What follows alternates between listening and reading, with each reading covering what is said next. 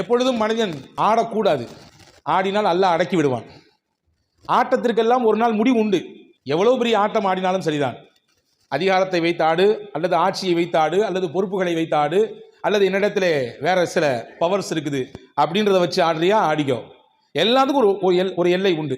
ஒரு கோட்டை ஒரு புள்ளியிலிருந்து துவங்கினால் அந்த கோட்டை எங்கே போய் முடியும்? ஒரு புள்ளியில் போய் முடிய தான் செய்யும். முடியாமல் போகாத, கண்டிப்பாக முடிப்பான். அந்த முடிக்கும் நேரத்தில் அல்லாஹ் தன்னுடைய வல்லமை பவர் என்றதை காமிப்பான். தன்னுடைய பவர் என்னன்றதை அங்கே காமிப்பான். எனவே அன்பு சகோதரர்களே, இந்த ஒரு வார்த்தை உங்களுக்கு போதும். இன்னைக்கு நடக்கக்கூடிய உலகத்தினுடைய நிகழ்ச்சிகளை நீங்கள் இத்தோடு ஒப்பிட்டு பார்த்து கொள்ளலாம். எதையும் நாம் உடைத்து பேச வேண்டிய தேவை இல்லை. நம்முடைய இந்திய நாட்டினுடைய நிலையாகட்டும், உலக அளங்கிலே முஸ்லிம்களுடைய நிலையாகட்டும், குறிப்பாக கஸ்ஸாவினுடைய முஸ்லிம்களாகட்டும், எல்லாவற்றுக்கும் ஒரு முடிவு உண்டு. நிச்சயம் அந்த நேரத்தில் அல்லாஹ் தன்னுடைய வல்லமையை, தன்னுடைய அதிகாரத்தை, தன்னுடைய சக்தியை இந்த உலகத்துக்கு காமிப்பான். நம்ம என்ன அல்லாஹ்ட துஆ செய்யறோம்னா, யா அல்லாஹ் அந்த சக்தியை நீ காமிக்கும் பொழுது அது உலகத்துக்கே ஹிதாயத்தா இருக்கணும்.